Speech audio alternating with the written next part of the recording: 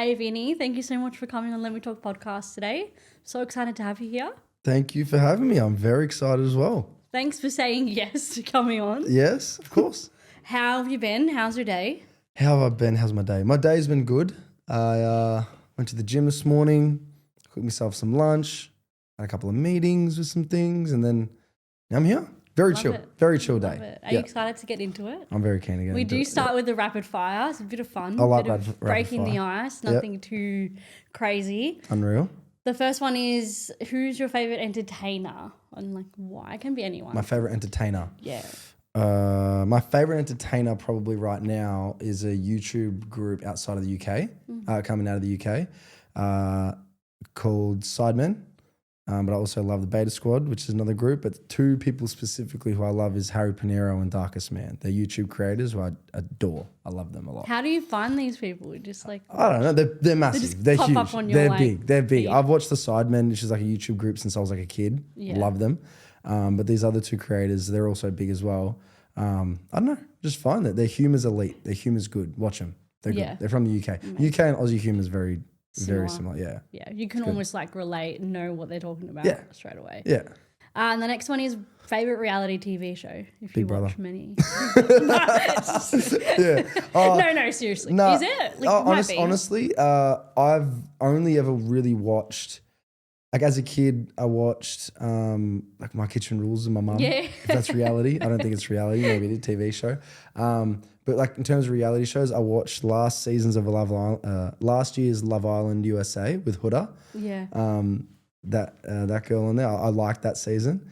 And then I watched a little bit of like the 2013 Big Brother season. And I obviously watched That mine was back. like the best season, like from like. It was pretty good. It was pretty cool. It was pretty before the good. original I watched ended. that in study for going on Big Brother, the one that I was on. Did you? Yes. So Studied it?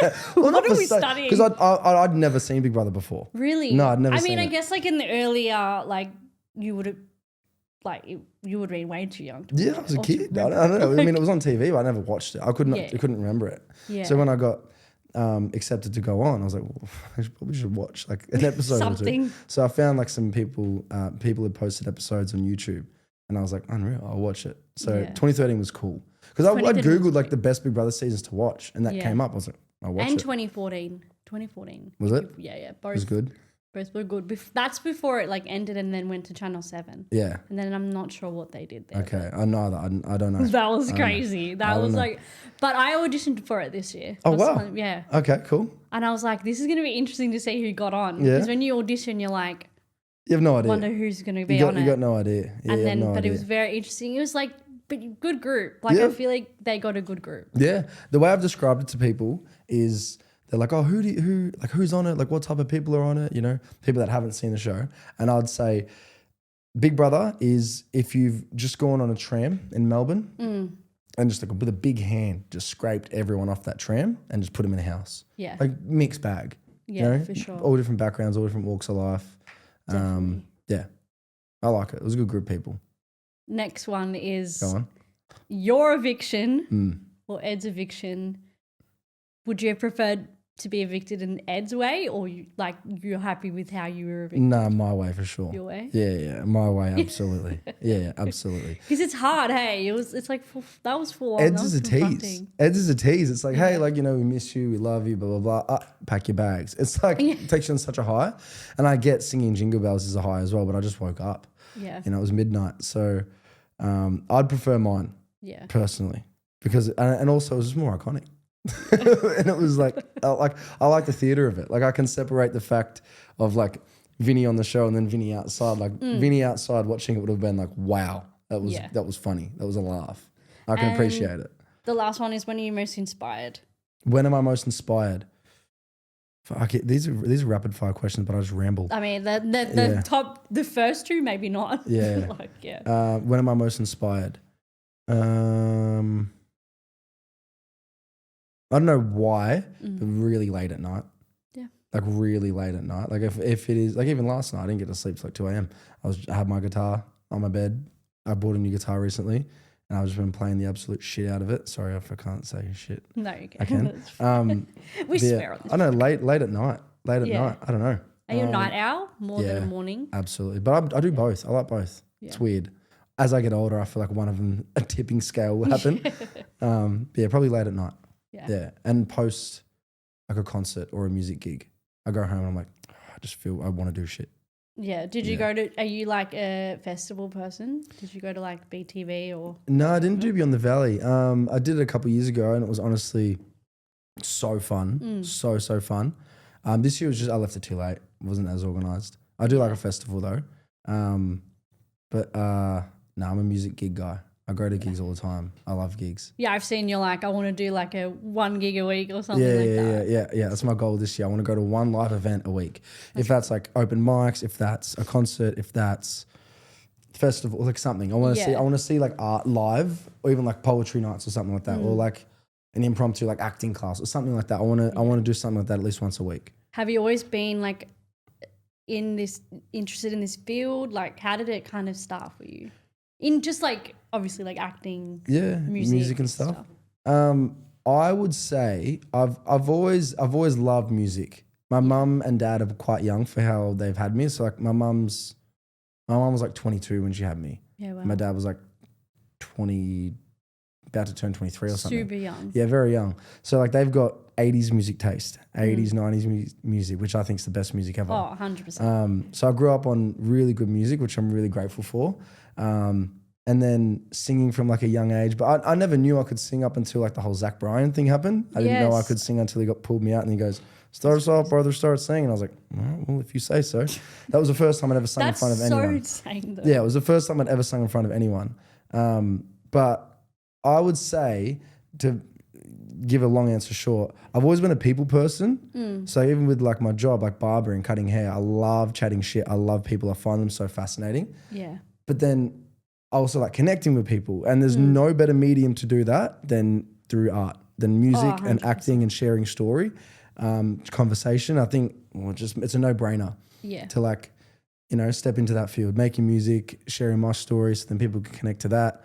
Or even like, reading a script and then like taking on this character and then portraying that to connect with someone. I think that's so beautiful. So like my love for people have just tied into like that. So I guess, have I always been into it? Yes, but I didn't know until like the last couple of years that there was actually like a pathway or like a career or something for it. Yeah. Like why, I guess, did you shy away from it? Or like did you have fear in doing it because it's like not like a stable kind of thing? Like it's sort of... Yeah, I mean, it still isn't stable. Like, you like you kind of have to depend on yourself a little bit to make it happen. Yeah. Music's not paying the bills yet. Yeah. And acting and stuff. I'm just stepping my foot into the door. But I don't know. I've always had a guitar with me. I've always played music. I've always written stuff. I've like my notes on my phone, you could scroll for ages. Is just random lyrics and random stuff I just find. Yeah. But then after the whole Zach Bryan thing, I was like, oh, that was fun. Playing one of his songs in front of 30,000 people was very fun. And that's not a lot of people get to do it. And I was very lucky. So I was like, well, let's just start. I don't know. It was fun. But yeah, well, hopefully one day it'll pay the bills. But I guess I never stepped into it. I don't know, I just never really had the kick in the ass. And I guess I had the ultimate kick in the ass, like it nudge, like go do it. Yeah. And now Big Brother maybe has like another one. Expanded made you maybe see that it like is the right path that you're going down. Yeah, I reckon because thanks to the people that watch the show, like there's now people that know me now and know my art and what I want to do, and I've there's people that have already knew me before that as well, which I'm very grateful for. But like people ask, when's a new song coming? When's an album coming? When's a show? Yeah, that's so good. And I'm like, okay, I almost feel like I'd be doing myself and people that like my music a disservice if I don't continue it. So like I've got the ultimate just kick. I've always struggled with procrastination though. It's like my biggest downfall. I suck at actually doing shit. I'm good at starting You shit. don't seem like that I type know, of I'm person. a good masker. I know, I'm good at like hiding just it. from like looking at your stuff on social media and stuff, I feel like you know, have that motivation. But is it an act? That's a good act. I'm fake. I'm fake. Yeah, I'm fake. Yeah. Nah, I know. We've all got our things we need to work on. I definitely think that's mine. Is A, organization, and B, like being able to start and like finish projects and stuff. Like I've been diagnosed with ADHD. So like my dopamine receptors, they're harder to hit. And if I like hyperfixate on something, I'll be like so into it. Yeah. But then I'll also do the thing where I get so hyper fixated on it that I have to become a perfectionist for it. Yeah. And then I'll just go, okay, I'll do that tomorrow when I'm in a better state. Or I'll do that the day after when my room's clean. And then, Yeah, you know, literally. it's so dumb. It sounds But so dumb. no, but it's also such a creative thing as well. Yeah. And like if you're stuck on something, you're like, oh, I'm going to put it off until I know exactly what I need to write or do with it. Yeah, it's our superpower, but also our downfall. Literally. But it doesn't mean you're lazy or like a procrastinator. I feel like it's just a creative thing. Yeah. But We'll how we'll did you come about with Big Brother? Was it just a random thing for you, or did you have it in your mind knowing it was coming back and you're like, ooh, could potentially It was insanely random. Insanely random. Like I said, I'd never seen the show before. I knew it was a show, obviously, but I never sat down and watched it like as a big fan. It was like around like August sometime. I was with my ex-girlfriend at the time. We broke up. How breakups happen, you know, typical. And then about a week after, a couple of days after, I saw an ad on Instagram, Big Brother, like 2025 apply. I was like, why not? I don't know, it'd be fun. So I was on Instagram, pressed the ad, and I was like applying. I was like, okay. I was a bit down post breakup as you are, and I'm like just applying, I'm writing down, why do you think you'd be good for Big Brother? And I said, well, I don't know, just answer that. And then, how old are you? Oh, 21. What all did your job? And I just completed it. No, I didn't. I started the application and then I forgot to complete it. And then that night I checked the deadline for it and it was like the next morning at 6 a.m. Oh, shit. And I'm like, okay, God, okay, all right, well, I'll just apply. I mean, I don't know. So I kept doing it. It was like really late at night. And I applied with like 3 minutes left of like the deadline for closing. Close. Yeah, so it was very random and I had no idea. I didn't really expect anything of it. I applied, then forgot about it. Yeah. You know, and then you get an email back and say, oh, okay, cool. And then another one. Was it long? Like, did you have to wait ages to hear back? Like for the first round? Oh, I don't know, maybe a couple of weeks or something like that. Okay. Like, a couple of weeks. But like you've applied and forgot. And then it was just like, you know, you'd tell him, oh, I applied for Big Brother. I don't know, I just saw this the other day. Or how you going since, you know? I'm like, yeah, good, you good, you know, working well, blah, blah, blah. Applied for Big Brother. It was just like a little passing comment. And then it became a reality. I was like, oh, shit. like I might be going on the show. I might be going on. I know. But yeah, it was very random. It was very, very random. When you found out that you were going on the show, was it a quick turnaround from finding out to then having to go to Queensland and actually go on the show? Or yeah, like a couple weeks. Okay. Yeah. That's quick. I'd say about a month. Okay. About a month. So you had a bit of time to like organise your stuff. Yeah, a little bit. Yeah. A little bit. Yeah. Do you work casually or? No, I was working full time as a barber. Okay. And I quit. Yeah. I'd wanted to quit before the show happened. I don't know. I just felt like working full time as a barber. Then didn't have enough time in my life to do what I kind of really wanted to do. Yeah. I love barbering. I love people and I love the art of cutting hair. But just the amount of time it was just a lot. Yeah.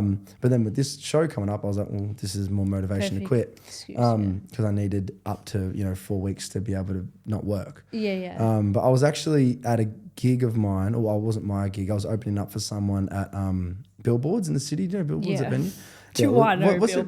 What's the venue? 16? No. Something King Street. Russell. Something Russell. I'm just so bad. I don't remember. 170 Russell. 170 Russell. Okay. Yeah. I was opening up for Cap Carter there. He's an incredible Aussie artist.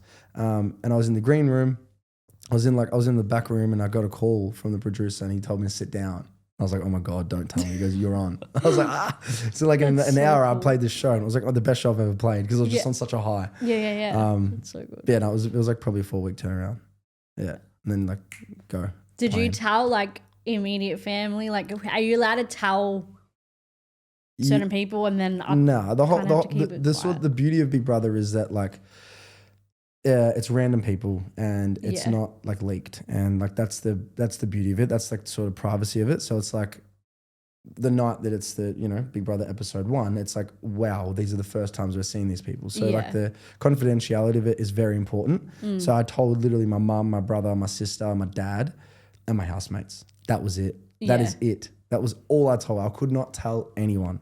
And it was so hard, especially as a barber. Like I love gossip. I love chat. Yeah, and you're like, I can't tell anyone. Well, like where'd your friends think you went? until like you could tell them? I told my best mate. Yeah. But my extended mates had no idea. Oh my God, that's crazy. You just have to sit there and pretend you're like. Yeah. And then I told all the people I told, I was like, look, this night, like, just get everyone around the house and just have like a barbecue or something and just watch the first episode. What was it like going in on the first? Like, can you describe the feeling of like what it felt like going on the first night? Really, really weird. Like really, really weird. Like really, I don't know. It's a unique experience, right? Like I can't describe it or compare it to anything else I've ever done. So you're in this car, you're being brought to the venue, Mel Tracina's hosting, you can hear the crowd, everyone's alive, the electric, everyone's like really keen for it. You get brought up, you do the interview, she sends you off in the house and you are in like the in-between, so like the door, the hallway, and then the other door into the house. And it's like, oh my God, I'm about to do this. This is so strange. And then you walk in and I saw the first 4 people that have already entered and it was quiet. I remember it being really quiet. That's the feeling I remember. Because obviously the show is a roller coaster and like you hardly remember stuff, you do, you don't. But like I remember it being really quiet, like the house being quiet. And I don't know what I was expecting, but like it was just like, oh, hello Lana, hello Colin, hello, you know. I just remember it being quiet. I don't know, that's a feeling I remember. I was like, this is eerily quiet. Because you're in the house. From the loudness from the crowd to like going into the house and no one's like, people would have been talking, but you went in quite early like compared to... Yeah, I think I was 5th entered. I think I entered 5th or 6th entered the house. But yeah. That's crazy. Yeah. What, I guess, you didn't have any expectations going in, but were you scared like being in front of the camera, knowing you were going to be in front of a camera 24/7? Weirdly, no. I don't know, like weirdly, no. I don't know. Like you obviously know what, like after applying for it, I'm like, okay, like obviously you get watched all the time. And then the live stream element, like that changed the game as well. Like people, you can't hide. So you obviously know this going in. And they obviously prep you like, hey, you're going to be on camera this amount of time, blah, blah, blah. Be careful. Like don't walk around naked. Like, you know, like, all that stuff. But like weirdly, no. I don't know. You're aware of it, but like it's I don't know. You have enough time to prepare, I guess. Yeah. But were you someone who forgot about it almost immediately once you got in there? I feel like everyone will give you a similar answer. You forget about it until you don't. So like you'll be talking with someone, having a conversation, then you in the corner of your eye, you see there's a camera there. And they're like not massive, but you just know. You're like, okay, well maybe people are watching right now. And you don't know. Like we didn't know inside the house if the show was flopping or massive, or I didn't actually know if the live stream would show everything or if they'd cut to certain rooms. Turns out they did. But I didn't know that. So like, you know. But you guys wouldn't, and they probably didn't want to reveal that to you guys of how it was being streamed. You had no idea the structure of the live stream. So you knew it would be 24/7, but you had no idea what rooms would be shown. You didn't know if there was a Vinnie cam you could press on or an Ed cam or a Lana cam. And you guys didn't know that it was on TikTok, right? No. So that's crazy. No, I had no idea. Reaching a whole different audience on TikTok. Idea. No. But no, the cameras are there. You get used to them. Yeah. What, what's like one of your, I guess, who made the most biggest impression on you when you first walked in? Do you have like someone that kind of stood out to you when you first walked in? Yeah, Colin. Yeah. Colin did. When I first walked in the house, I think from memory it was Lana, Abiola, Colin and Connor. I was 5th. I'm pretty sure I was 5th. Colin, his energy. And he was a similar age to me. We're a couple months apart. Colin, his energy instantly. He's very bubbly, he's very, you know, he's a big personality. So his personality. On the first night, there's so many like edits of us on the first night. I said how close we were. Yeah. A lot of people. You guys were close. You guys hit it off like quite quickly and just had, I guess you have common ground because we're the same age. Yeah, so. The age thing, I guess. Like we're the youngest in the show. So it was like common ground, but you're also like complete opposites too, I found. I don't think you were like that similar. No, I don't think we're that similar in terms of I guess sort of how we present ourselves and how we speak and sort of how we're just two different people. And that's the beauty of us both, right? Exactly. Like we're just so different. And opposites do like attract. Yeah. But we like a lot of similar things. We read a lot of similar things. A lot of our upbringing was pretty similar. We spoke a lot about that. Click with Colin the first night. His personality was someone that I definitely was like, you're my boy. Straight away. Yeah. Do you feel like there's someone that surprised you that you got along with that you didn't think maybe on first assumption you might not have you weren't going to get along with, but you ended up forming a Probably bond Michael. Yeah. Probably Michael. Not that I wouldn't have gotten along with him, but like I didn't think I'd be as close with him. Yeah. And I'm would like to put on the record I'm close with everyone from the show, post beef, post whatever. There's people you speak to less. Yeah, of course. But I could pick a phone up and call them all and they would all answer. Yeah. But yeah, probably Michael. And I've found myself talking to Michael more. And on the show, I don't know, there was just a lot of conversations. We were just talking about footy or life or whatever. And I don't know, I didn't expect that. But I might be going to Sydney this weekend and staying with him. I don't know. I got to look at my flights and stuff. But he was a legend. Abiola. Abiola was someone who I didn't think I'd be as close with. Close with, obviously, because of proximity and you live with them. But like, Abiola's my girl. Like I've hung out with her heaps since the house. We play Fortnite together sometimes. That's so good. Yeah, we'd like to play Fortnite more. Abiola, if you're watching, I want to play more with you. But and I mean, you get to know people in the house, but you guys like. It wasn't like a 3-month thing like it usually would have been if it was like the old concept, like the OG like timeline. But did you feel like that affected getting to know someone really well as well, and maybe affected some of the opinions or things that happen in there because it wasn't as long? I do think that the time thing definitely played a part in that. I think people forget, or people don't. You're with these people for 24 hours, then 24 hours, and then another 24 hours, another 24 hours. Literally. You can't go for a walk. You can't go play music. You can't go for a bike ride. You can't actually escape them. Yeah. So although a month doesn't sound like a long time, it is. You know what I mean? Like it is a long time. Yeah, because it's every day. It's every day. So I guess the foundation was set and then people's opinions form. And then I think those opinions would then be able to maybe be changed a little bit with 2-3 months. But like you do get to know people pretty well.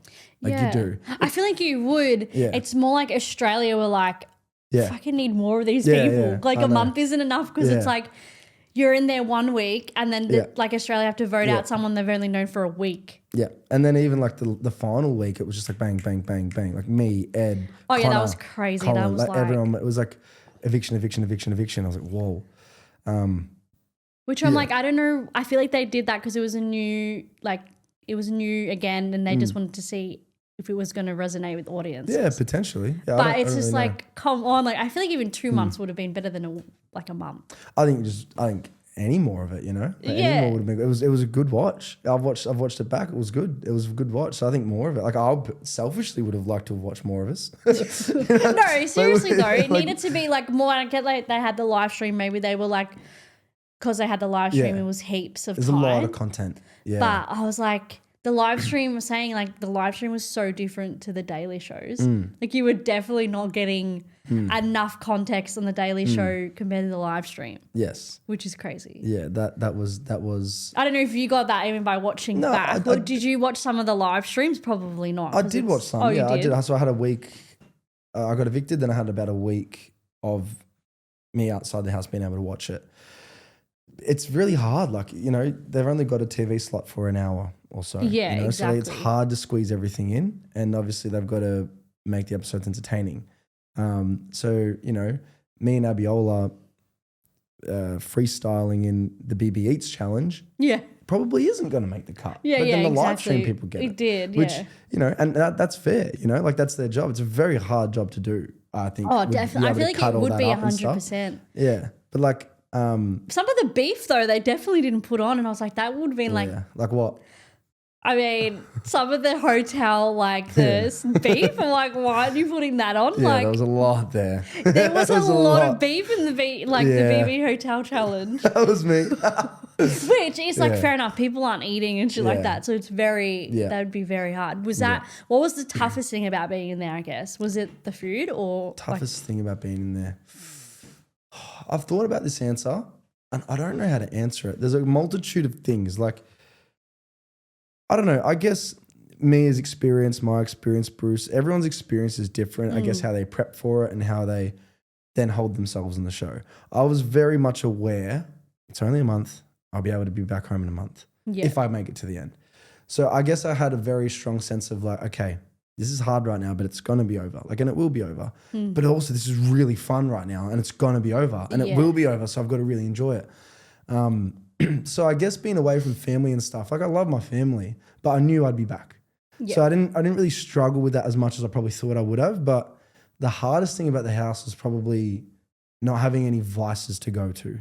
So like, not vices, like anything to sort of escape from. So like we're talking right now, if you left a cup on a table here in the real world, I'd probably just take it and put it in the sink. Yeah. In Big Brother, if a cup was left out, it would actually be an argument because we can't escape each other. So I'd just be like, well, I'm just going to go at you for other stuff you've done. You know what I mean? Yeah, so like after an argument, in the real world, I'd go, okay, well, I've got my guitar, or I'd go to the movies, or I'd go for a walk or something. I have an escape. In there, you don't have them.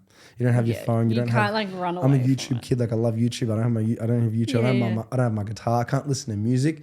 That was the hardest part. Not having anything to just do and just being and talking. On the third day, my voice went from talking too much. Yeah, so much. Like my voice went. It was gone. So I'd have like just boiling water and just sip on hot water. Yeah, because they need your voice. Yeah. They're like, you need to talk within 24 hours again. Yeah. Which is crazy because that's what I like. It's just a like everyone's literally having conversations. Yep. That's what Big Brother's about. Yep. Just like conversations. How did you feel about the conversations that were being had though? Like the like, you know, the pretty privileged conversations, just the more topical kind of political conversations. How did you feel about that? Were you like... Great, they need to happen. Yeah. Yeah, I felt really good about them. They need to happen. Regardless of the outcome, those conversations need to happen. I feel like we're in a sort of day and age where, I don't know, I have to bite my tongue about this thing, or I can't have an opinion on this. Whether you're politically right or wrong, I feel like people have to have more discourse with that stuff. And Big Brother's a perfect melting pot to do it. Like I said with the tram analogy before, you just grab all these random people off a tram and put them in a house. Yeah, you're bound to have conversations about it. I think the conversations were good. You know, they needed to happen. A lot of the privileged stuff, the political sort of stuff, societal sort of stuff. I got into a lot of conversations with Michael, with Bruce, with Mia, with Jane, with Lana, like a lot of walks of life, pretty much everyone. And everyone has their opinion. Everyone has their 2 cents. And I think it was good. And shows like Big Brother are a great show to sort of amplify those conversations. Yeah. I mean, that's what it's for. That's the whole experiment. Like you have to essentially listen to other people's opinions the whole time. Because that, like, whatever conversation you're having, someone's bound to have a different that's the beauty of it. Yeah, and that's what they want. Imagine they casted 13 people that were all the same. No one would watch. It'd be so boring. And I mean, there were some people that were similar and some people that were like complete opposites. Yeah. I feel like you and like you, Mia, and Holly for me had similar experiences because by the middle of your experience, people were like, you were misunderstood. Okay. Because you were like, because you're young. This is so good to know. Honestly, like, because you're young, I feel like you're fake, like majorly fake, honestly. Like, I didn't get that. I was so frustrated. And I feel like that's from that message that Jane said, everyone was just went on the bandwagon. We're like, you're fake. Yeah. And this is I've thought about it post experience, and like obviously during the time it was hard because you know you get told you're fake. You're like, what does that even mean? Fake's such an interesting word. Like, what? I don't know. But it wasn't just said that like you're fake. It was also the other stuff. Yeah, it was like I would never let you like be with my grandchildren or whatever. Weird. I'm like, well, that's crazy. Yeah. Just because you're like just emotionally intelligent and like can have a mature conversation with someone at 21 doesn't mean you're fake. I think regardless of the people that said those opinions, let's forget those people for a second. I feel like if we were to zoom out a little bit, no one is perfect. Perfection doesn't exist at all. It is very hard to achieve that. But there was a lot of there goes my ring. There's a lot of scenarios in the house where I feel like I held myself particularly well. Where there was arguments, there was people losing their minds, there was people swearing at each other, calling each other names or whatever. In situations where there's conflict, I've had a lot of conflict in my life. I had a lot of sink or swim moments as a kid, and I chose to swim. You know, I've had I haven't had a cookie cutter life. Like I had you know, had some shit happen to me as a kid, but I am so grateful for it. So I've come out of the other end of it a bit of a more mature person, and I have a decent sense of myself. And I feel like in those situations in the house, when I when I am the way that I am, it can come across inauthentic because I am not fitting a certain mold that someone should have of me. 21, I should be a bit more of aloof. I should be, swearing more or acting a certain way more or whatever. And I wasn't, as I was just me. But that can come across inauthentic. Yeah. And after the whole like Ed laundry comment thing, when Ed gave me 7 points, we had a conversation post it outside in the backyard. Me and Ed are all good now. Yeah. But to focus on it that time, Ed said something really interesting to me. He's like, and there's clips of it on TikTok. It's where he's like, when you're around the boys, you act a certain way. When you're around the girls, you act a certain way. When you're like with everyone else, you act a certain way. And he said that can come across fake. And he probably isn't wrong. He probably isn't wrong that it can come across like that. But I grew up where, okay, well, if I'm around the boys, I'm going to talk about boy things, you know, locker room talk, whatever. But if I'm around the girls, I'm not going to bring that conversation into that room. Or when I'm around the table, I will just watch people talk. So I guess being authentic and being real in such a short time of knowing people can come across inauthentic. And I think it's sad. But, I just think did you have like a game plan going in? Like, did you have any strategy going in, or was it just like, I'm going to be myself and that's just... So I said on my interview, when I walked up on stage and I'm talking to Mel, she's like, oh, do you have a game plan? I said, oh, in the real world, my word means everything, but in here it's, it's a game, it's Big Brother. That instantly went, as soon as you enter the house, and I don't even know what that meant. I look like such an idiot saying it, but... I went into it going, oh, this is a game. This is a game show. I've got to watch out for people. And then you really forget and you're just like, oh, I'm just living with these people. Yeah. I'll nominate them Monday morning. I don't know. I'll forget about it. Oh, Sunday we're going to be evicted. It's okay. You genuinely forget. So I feel like if there's any sort of game plan, very hard to do. Like watching the 2013 season back, Tim, who won it, his game plan was in the voting. The only real power you have as a housemate is when you're voting. It's when I'm going to give 4 points to this person. I never gave 4 points to anyone. I did 3 and 2. I'm pretty sure. I think that's what you were doing. I think I did 3 and 2. I never gave 4. Watching back, if I had my time again, I probably would have done 4 and 1s more and really pushed the people I didn't want in there with 4 votes rather than 1. So the only strategy and game plan you can really have is when you're voting. Other than that, everything gets back to you in the house. So if you're going to be sly and lie behind someone's back, it gets back. It bites you in the ass. It does. Yeah. And it's like you're also not deciding the winner. Yeah, no. Like Australia's deciding the winner. So it's almost like there's no point in going in with the game plan because no one's like, how are you going to... Like Tim played it smart because he was like entertaining and then also like a manipulative as hell. Like he was good at that. But also is that just him? Yeah, I feel like it might just be him. I don't know him personally, but after doing the experience, after being in the house and looking back on that season and, meeting other people that have been on other seasons that have reached out and stuff, it is very hard to put on a mask for that long and have a game plan and a front. It's very hard. Especially the 3 month. The 3 month one. So I think everything you saw of Tim, when he's voting, when he's arguing with people, when he's taking the piss out of whoever, to harm, whatever, that is him. That's Tim. So if that aligns with Australia and Australia like that, then and if you were being fake, I feel like in the month's time, that's going to unravel. People would have seen. And coming out of the house, I was really overwhelmed with the love I received. Like I was really humbled and really grateful and really I just felt this immense love from Australia. Like that people saw me for me. I was actually very shocked you got evicted. And I think you only got evicted was because of that video. Yeah. And it's just like, I don't think it was like necessarily Australia wanted you evicted. I think people just kind of got manipulated a little bit too. Maybe. I mean, I don't know. They only had a couple hours to vote. Because you and Colin were definitely the favourites, like from the get-go. Yeah, okay. From what we were gathering off, like if we watch live stream and all the comments were like Colin, Vinnie, like it was very much the Colin and Vinnie show for a while. Yeah, okay. Interesting. I mean, that's what I gathered. I don't know. I'm watching the live stream. I'm like, listen, like there's so many people out there cutting all the clips of the live stream, and like... Yeah, I've seen a lot of that. It was like, people are crazy that do that. I'm like, I don't know how you had the time, but it was very much you guys were like top. Like, I'm surprised it wasn't you in the final 5.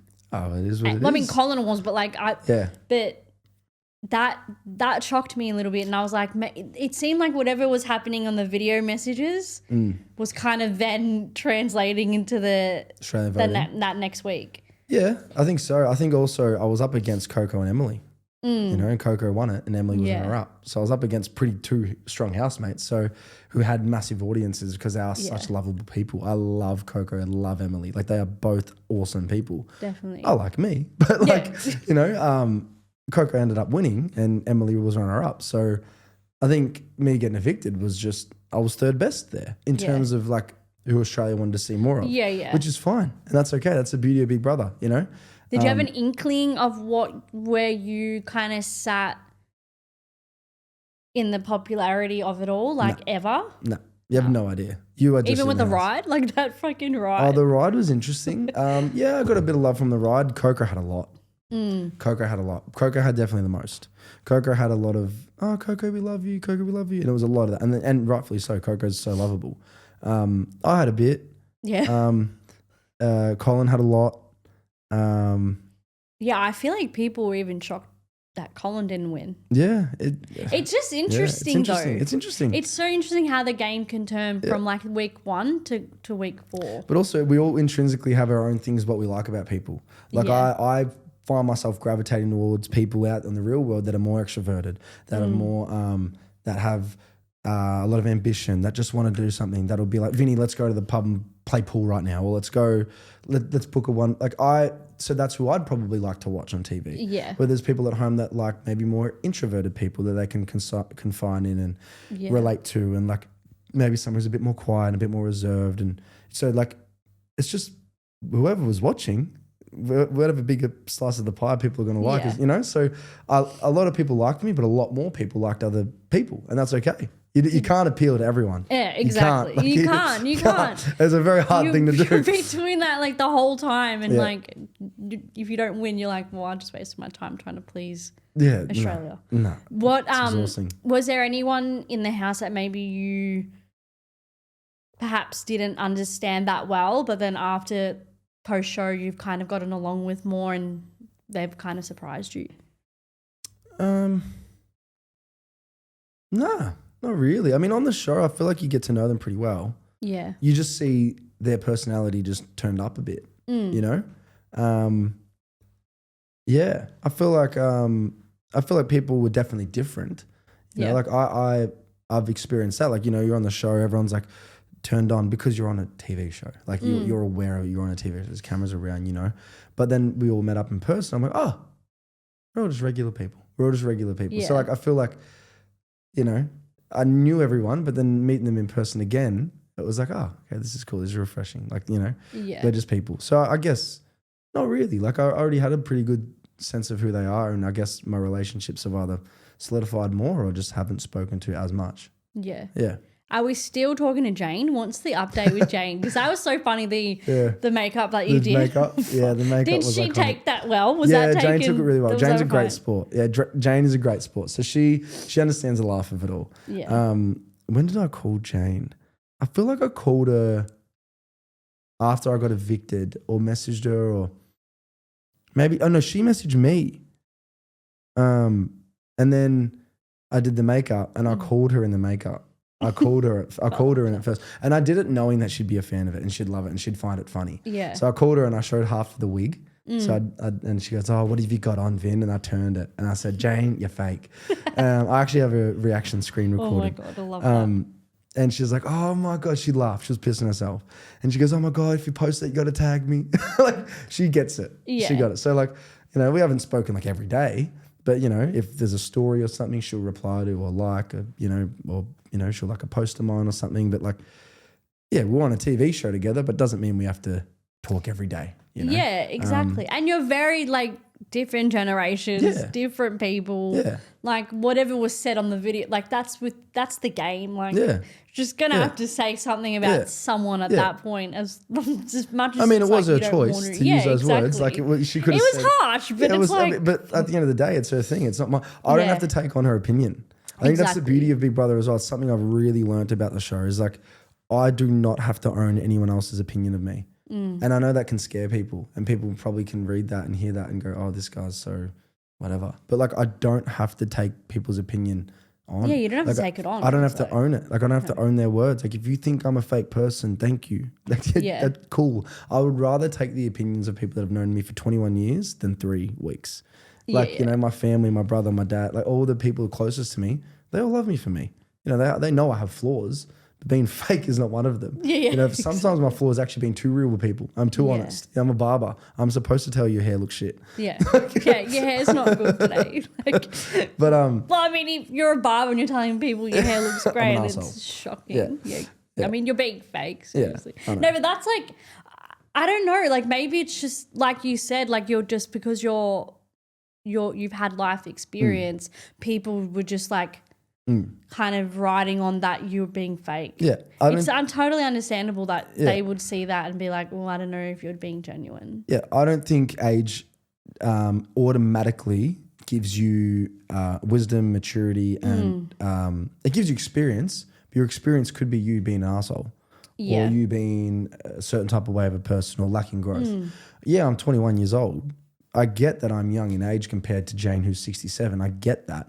But I've been through some shit that me and Jane would be able to have some conversations over, and she'd actually go, oh, wow. Oh, wow. Oh, wow. Like, I didn't know. I wouldn't have known that. And that's fine. That's not her job to pick my brain and get me and all that. But like you know, my story isn't as my story isn't probably what people think it is. Yeah. And that's okay. That's completely okay. It's not like I wear a sign on my forehead saying, hi, this is my life. You know, so if I come across a certain way to someone, that's their interpretation. That's fine. But at the end of the day, I don't have to own it. You know, like I know who I am. Yeah. And I feel like sometimes saying like someone's young or is just a little bit of an excuse to like be like, they don't really have that much experience. They're only 21. Yeah. Like, but you have, like, you probably have a lot of experience that maybe if you had that conversation with Jane, she would have kind of been able to give you that time of day. Yeah, probably. Yeah, for sure. Which brings me to the next point, underwear boys. How did we come to that? Was that because you guys lost your clothes and you were just like, let's be silly? And how do you think people took that in the house? Was it like... In the house? Okay, so the underwear boys started was because we didn't have our clothes for the first 2 nights, I believe. So Colin gave... And obviously, like, people wear their, like, best outfits on the first night. Yeah. They're not the comfiest. You know, Holly's in, like, a latex pants and, like, a really tight top. Yeah, that was insane. I'm like, I don't know how you're sitting... Coco's in, like, this, like over-the-top thing that, like, you know... The high slit leg and Lana's in like this 2-piece thing and Mia's in this like double-breasted pink suit and everyone's like in these uncomfy clothes. So we were like, I don't know, we don't care. Like we're boys. Like if we go to the beach, we're gonna wear shirts off anyway. So I gave Coco my shirt. Colin gave Holly his shirt, and then I think Ed gave Mia his shirt. I think Bruce gave someone else. I think maybe Emily. So we were just naked. Yeah. And then the pants that I wore were like high, like sort of similar pants I'm wearing now. Like they were sort of like high waisted, sort of tight pants. If the button was undone, they'd just fall. So like I was like, well, fuck, I'll just get my underwear. I don't know, I don't care. Yeah, you're like, I don't care. So we all did the same thing. So then I think we got named the Underwear Boys. I think Lana gave us that nickname. Lana said like we're the Undie Gang or something. Underwear Gang. I was like, there's a nice ring to it. So and it just like kind of stuck throughout the whole series. Yeah, I don't know. It just happened naturally. Yeah. And the freaking farting, what's that? Yeah. That conversation between you, Jane, was it you, Jane, Bruce, and Connor? How were you like in that convo? Yeah. Was that a whirlwind for you? Like, do you kind of black out when confrontation's happening or no? No, I don't black out. You're very into it. Yeah, if you watch the clip back, I bite my tongue. Yeah. And I listen to her points and I'm like, I hear everything you're saying, but I completely disagree with how you went about it. You don't start a conversation with saying you're disrespectful towards women. Anyway, we've had that conversation, me and Jane, and we're obviously good now. But yeah, it was interesting. We all farted in the house. Yeah. You know, you go from eating a certain thing your whole life, and then you go in a house and you're eating tuna. You're eating crackers, you're eating apples, like your diet's just changed. So you fart more. Yeah. Australia, you fart more. Like exactly. You just fart more. I don't know. So like, I guess it rubbed people up the wrong way. And Jane had a big day that day. I think people forget that. Like she got nominated that week, that night, that day she got nominated. and she wasn't automatically put up for nomination. She was nominated by everyone. I think she had 17 or 14 votes, 14 or 17 votes. Yeah, that's very confronting. It's a very confronting thing, and I had the most votes 2 weeks in a row before I went out. So I get it. Yeah. But I guess the way she went about it, I think if she had her time again, she'd probably act differently. But the house does things to you, you know? Do you think like because it's in this age, like now, and not like you weren't in the original series, do you think because we're living in this time, people are less inclined to just give that a like be less serious about that? Because that if that happened in the early 2000s, no one would care. The fighting? Yeah, like no one would necessarily care. Like the men on those back then, Disgusting. so bad. Yeah. So bad. Yeah, I mean, yeah. Like, do you almost think people are too serious now? I guess that's my question. I've said this forever. I've said this. I think people are way too serious. Yeah. In general, like forget Big Brother. I feel like people in life are too serious. People take everything so seriously, and that's like just simple things like that. That's just fun. That's just like what Big Brother's about. Yeah. Just fun. Yeah, I will give Jana credit though. Like the environment's so small. And you're around these people all the time. So and the farts stunk bad. It actually got to a point towards the end where I was like, okay, this is actually a little bit gross now. Yeah. And and you can't do anything about it. It's just something you have to accept. Like it's just something you go, okay, well, this is gross, but this is Big Brother. Like there is bigger things I would have rather focus on. Like the fact we are on this unique opportunity, sick show. Let's enjoy it. Let's have a laugh rather than focus on farts. Yeah, I feel like people were a bit serious in the house, but at the same time, I think the house invites it. You know, like I said before, the glass analogy. Like if you were to leave a glass out in the real world, I'm taking it to the sink. But on Big Brother, if you were to leave a glass on there, people would start a fight on it because you can't escape it. And you walk past their bed and their bed's not made and their clothes are out and the laundry and they've got their washing in the machine they haven't hung out yet, or the toilet's got piss all over it, or the shower door's open with all so you're around people all the time, so you see their flaws. Like I'm a decently clean person, so I didn't rub up people the wrong way in that way. Yeah, people rub up. But even like some of the tasks, like you got a bit upset when you had to work that part. I did. I like movies. You were like, no, not wanting to do this. Let's. Yeah, I like. But you made the most of it. I did. Doing a little bit of your acting skill, like working on the acting skills with that. That was funny. Yeah, that was actually really good. I think people like got to know you better in that task. Yeah, I give hats off to Connor for that. Connor was a big part of that night. I was upset because I wanted to watch a movie and I hadn't watched a movie for like 2.5 weeks. And I'm like, well, I watch a movie like every third night. Yeah. I love film. So I'm like, well, why? I wanted to watch The Running Man. I wanted to watch it. So when I found out that I watched the movie, I could hear through the wall, I could hear dun, dun, dun, dun, dun, dun, dun, like the intro. Yeah. I was just angry. I was like, Is it like more torturous because you can't do that? Like, and I was in the bathroom. I can't even escape. I can't escape. I'm in the bathroom. Can't escape. So I'm in the same room. I'm like, okay, at least give me something else. But then through Connor, I don't know. Connor that night after being told that he had to work, had this like big thing. He's like, well, he goes, my girlfriend's watching this and she'd be going, what are you doing? Getting upset over the littlest things. And then Connor and I had a big talk and then I went and spoke to Big Brother because I was just heated. I don't know. I was just in one of those moods. It was probably my lowest point in the show in terms of me being angry. And then I come out and then we just turned it into a fun night. And there's actually, thank you to whoever did it. There is on YouTube, you can find the Bathroom Boys on it. People just went ham with the edits. It's like a 2.5 hour video. Someone screen recorded that whole live stream. It was actually really freaking good. I've watched it. It was a show like on its own. It was awesome. It was really fun. It was fun. It was almost like people were like not concerned about the party. People were like, put us to the bathroom. Yeah. Because that was so entertaining. Yeah, it was very fun. It was such a fun night.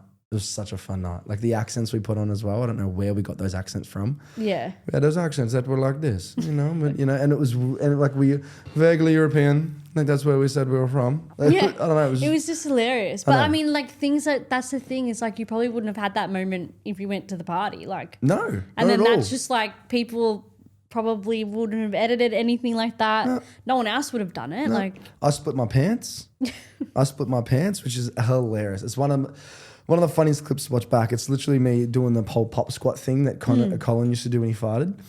I'm doing that and I'm like, what you gonna do? and I split my pants, and you hear like this, psst, and then I turn, and I show Connor my ass, and he just dies of laughter. And I'm surprised they didn't put more of that on the actual show. Yeah, well, but the live stream got it. I feel like so many people were watching the live stream more than the actual show. I don't know about the numbers, but I do feel a lot of love come from the live streams, especially post the show. Like post the show, like a lot of like the love I got, a lot of the DMs and messages and comments were like, oh, this is my favorite moment. And then watching it back, I was like, oh, that wasn't on TV. You know, you watched it on the live stream. Do you feel like you have more love on TikTok than Instagram? Like, have you got more? What's your following? Like, is it more on TikTok? I think as of right now, 36,000 Instagram and I have 189,000 on TikTok. I had a bit of a following before Big Brother through like music and just posting videos of me and my mates. I wouldn't say I'm an influencer. I've never really got paid for it. So I guess influencers get paid. It was never a job. Yeah. I just more posted videos. Was it something that you wanted to do, like social media influencing and stuff? Not particularly. Not really. Yeah. Not particularly. Like I don't know. I never really sort of thought it could be something for me. Post Big Brother, now I've like got a bit more of a I guess numerical following, like more people know who I am. I guess opportunities are presented where there's more paid work and stuff, but it never really crossed my mind that I could do that for work. So I don't know. I was just cut hair and waited and was just like working in bars and stuff. But what's the like vibe post Big Brother? Like, do you feel like your life has changed a lot, or like from one extreme to the other kind of thing? Yeah, it has.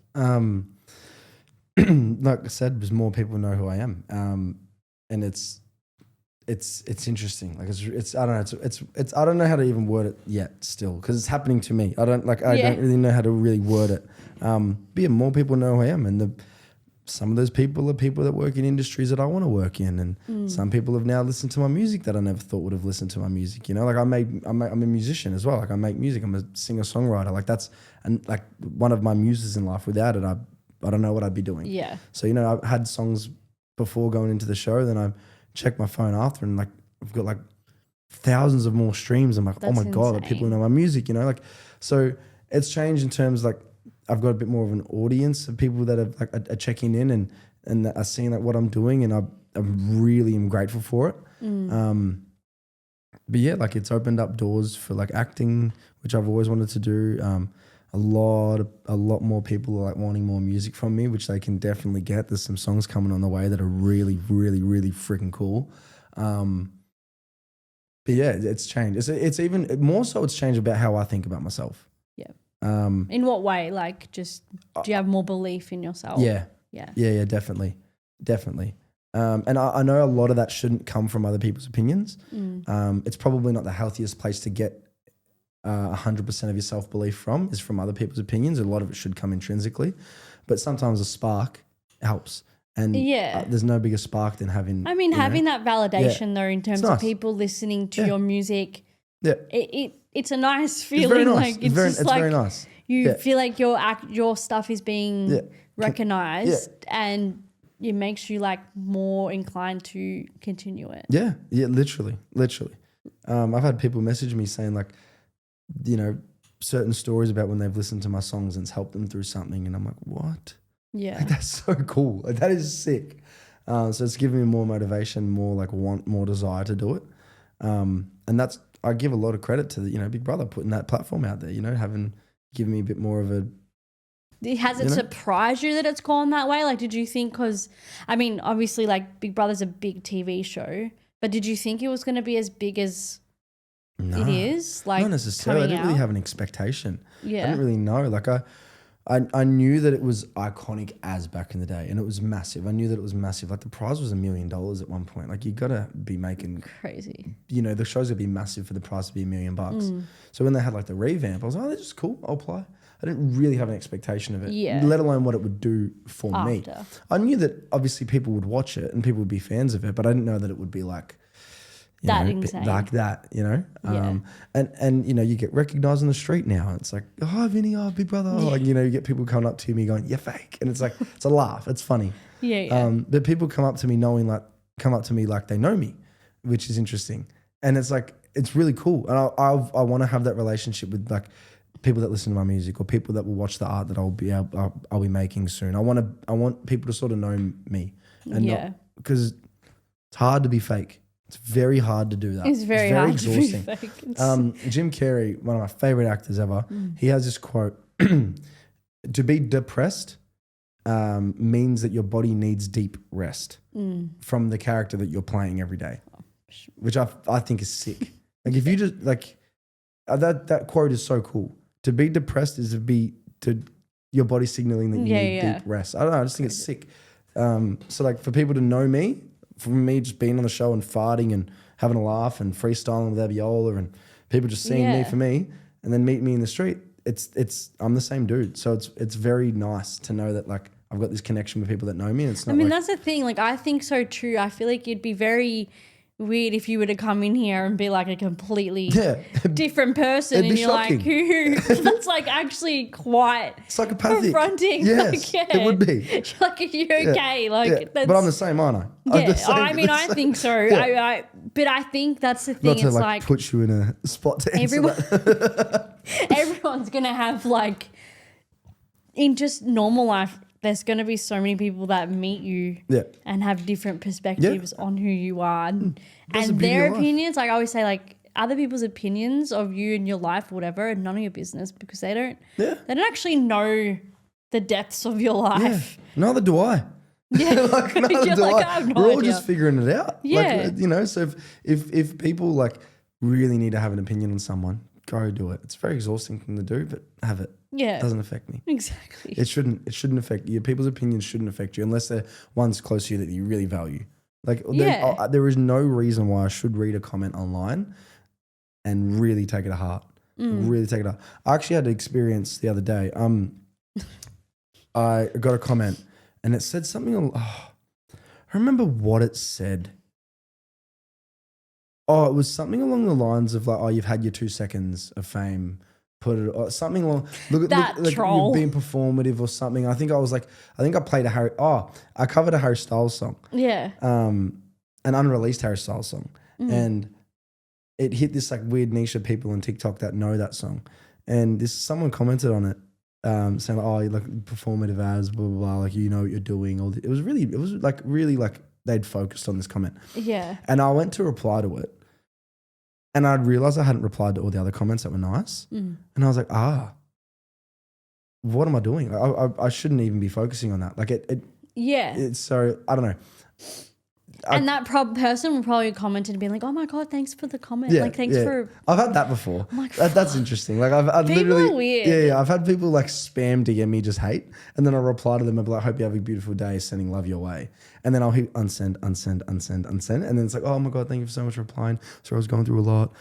Like you don't have to go through a lot to be an asshole to someone. Like it's so bizarre. I've seen so many like just celebrities or whatever get that. Yeah, like they'll acknowledge the mean comment, and the person will be like, "Oh my God, you acknowledged my comment!" Like what the? Like what's going on? Yeah, like something. It's actually really sad for them because it's like obviously going through something in your life to waste time commenting that. Like you're literally just doing a cover of a song. Who cares? Like your 2 seconds. Like think my whatever. Voice is shit. Swipe off. If you think it's good, swipe off. I don't know. Exactly. Yeah. But I mean that would be new as well, like having more comments towards your work and stuff that are negative. And I guess you have to have that belief in yourself and not kind of focus on that. You also got to be self-aware. Like I'm aware that I'm not the greatest singer of all time. I'm a good songwriter. Like I can write music, but I'm not a amazing singer. Kelly Holiday actually said something the other day that I was like, fair. He did he stole my Triple J like a version cover. I really wanted to do I'm on Fire and he did it first. He did a really good job though. But he said, I've never claimed to be a great singer. I just want to make good music and have good vibes. I'm like, well, fair. Like Bob Dylan wasn't the greatest singer of all time. Like Bob Dylan's voice, according to the masses, was terrible. It was croaky, glassy, but the fact that it was imperfect is what makes him one of the best songwriters and artists of all time. Yeah. So I've never claimed to be a great singer. I can sing. I can play guitar and sing. I can look like I know what I'm doing, but I just want to make good music. So, being self-aware of that and me not posting and going, that's the best thing ever. that's the safety net. Like me going, that's imperfect. That's why I am posting it. Exactly. You know? And that's the gap. You're an artist too. Like so many artists are not perfect in every single field that they're in. Yeah, it's really unrealistic to be. That's right. It's not realistic. It's You're not unrealistic. fucking perfect. Like Mariah Carey's a great singer. Yeah. I've never seen her play an instrument or attempt to play an instrument. You know what I mean? Like she's not perfect in everything either. Yeah. That's what I mean. Perfection doesn't exist. In certain I don't know the culture specifically, but I think it's a subset of some sort of Chinese culture. They break a tile when a house is built. They break a tile to show that the house isn't perfect. So you can then go live in it. Yeah. I don't know. I just think that idea is so interesting. Like, but it's perfection doesn't exist. Like if you end up in the public eye or, you know, whatever, however you get there, people then have this expectation on you to be perfect. Yeah. Which is crazy. Yeah. It's just like, it's an insane thing. Yeah. You're just like a normal person, but you have a name and you've been on a TV show. Yeah, I fall victim to that as well, though. Like, I fall victim to doing that with celebrities that I watch and I have an eye on. Like, I adore Harry Styles. I love his music. I am massively inspired by him. I think his personality is awesome. From how he held himself in interviews when he was in the band, like the James Corden stuff, how smart he was, how funny he was. Like, he hasn't really had a big fuck up. You know? Like, he's held himself quite well. And if he did or does, you know, he's a human. But like it probably would hurt me as a fan. I'd go, oh no. Yeah, you know, yeah. You get disappointed. But then there's acknowledging that he's human and he will fuck up and probably has. Exactly. But then there's the next step where people go, oh my God, he fucked up. Let's riot. Let's cancel him. Yeah, literally. It's so bad. I know. It's like today. No one can really put like one foot wrong. No. Like, and not be like somewhat semi-cancelled, whether it's like indefinite or like part-time, people will cancel. That's also a bit of like tall poppy as well. I think so. Like, and Australia has a big issue with that. Yes. Yeah, so since the show, a lot of my older videos and even my music hit a US audience. I've had a lot of people from the US reach out and follow me and message me and stuff, and you know, I've gotten close to some people from the US, you know, music people that are in the music industry or film industry or whatever. You know, you talk to them, FaceTime them, you have calls with them, whatever. And then I'll explain this concept of tall poppy syndrome and what it is and how there's a field of poppies and then one top poppy grows higher than everyone else and the rest of the poppies feel like they have to cut it down. And they're like, what? That's so weird. Like, it's just a weird concept. Like a lot of society would want to bring someone down for doing well. Yeah, I guess, I don't know. Australians are like that. Like, because I lived in LA for a bit and Americans are not like that. They're like, you're doing this, you're doing that. That's so amazing. Sometimes it can be too much. Sometimes it can be like, oh my God, you're doing so well. Yeah. But they don't shut you down. They're like, they don't, not like, okay, like, you don't have to say much. If I was to get a camera around my mates now and get out and like film a dumb TikTok, early on they would have went, oh, what are you doing? Now, like, my mates are used to it. It's just something, it's a laugh now. But over in the US, it's like, oh my God, let's all getting it. Yeah. Whereas here, it's like, no. It's very much a collaboration over there. Yeah, whereas here, it's like. Correct. They're a bit, has even some people very, very gatekeepy here, like, especially in the acting or like filmmaking industry. If someone's doing a short film, if I come across people like, I'm not telling you what I'm doing because I don't want you to steal my idea. I'm like, that's just ridiculous. Like, if you're filming a short film next week, I'm not then going to go write that same short film and film it. Like, that's just stupid. I have my own idea. Like, I'm just asking you genuinely what you're doing. Yeah. That's crazy. Like, I would just never, I'm not that kind of person to like gatekeep or someone asks me something about the acting industry. I'm not going to be like, I'm not telling you because then you're going to be my competition. That's fucking crazy. No, it does exist. It does exist here though, like very badly here. I've experienced it so many times. I'm like, come on. It's society. That's sad. But. It's insane. But at the end of each episode, I like to raise awareness to something that my guests are wanting to kind of bring light to that might not often kind of be seen or heard. Cool. Is there something that you would like to raise awareness to today? Cool. What are some themes that some other guests have gone into, just so I know sort of? Like mental health. Okay. Like even, you know, health. Yeah. Certain health kind of topics. Cool. Anything though, like even in artist kind of industry and stuff. I would like to bring awareness to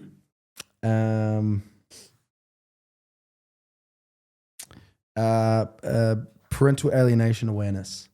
The idea that sometimes in broken families, kids can be used as pawns, and that divorces sometimes and parental conflict can feel like two parents having a knife fight in a closet and the kids are in the middle.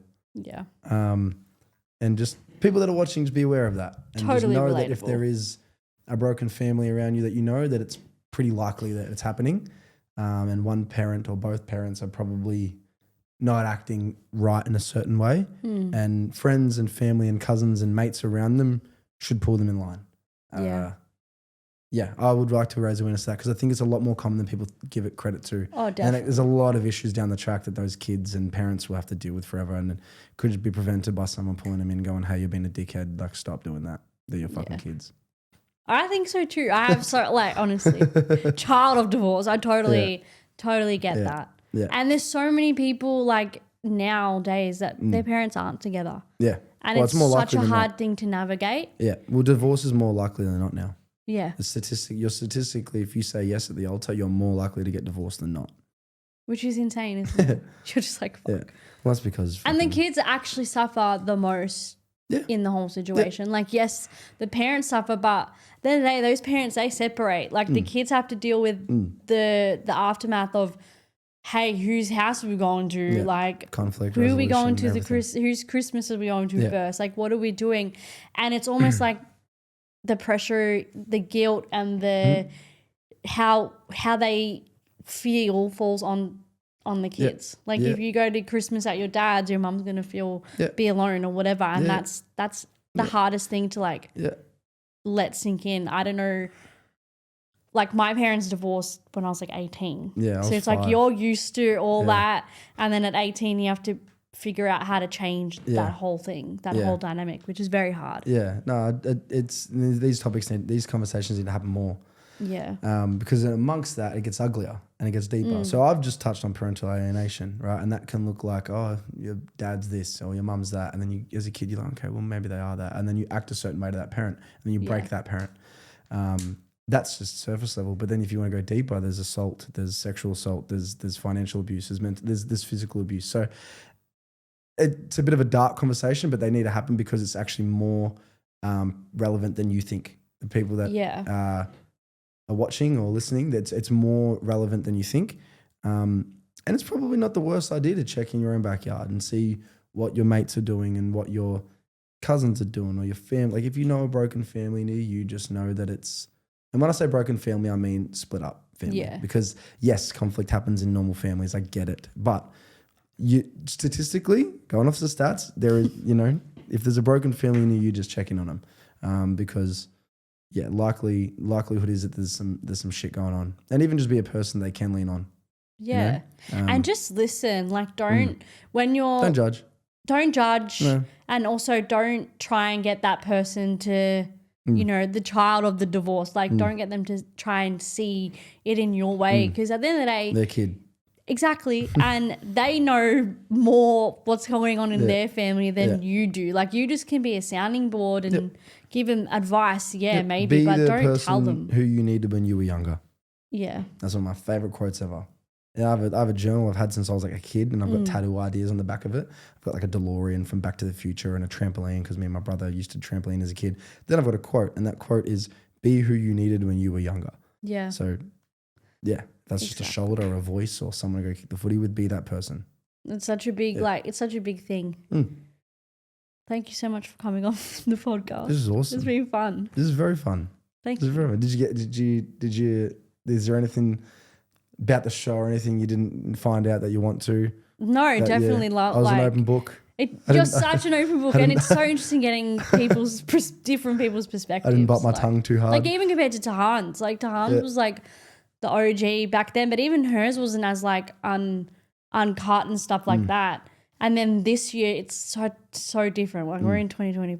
Well, we're in 2026 now, but it was just such a different vibe because everyone is like just more willing to have conversations and like it's not just it's a lot more chill. It's a lot more, but like, and the other thing is, it's like you just wish people were a little bit less serious, but it was still good. Yeah. And I got like so many answers. Thank you. Unreal. Oh, You were a bit fake though. Yeah, of course. Yeah, you got to keep up with keep up with what they're telling us. Yeah, of course. You know? I am fake as fuck. I'm the fakest person in this room. So bad. Yes. Thank you. No worries at all. Thank you.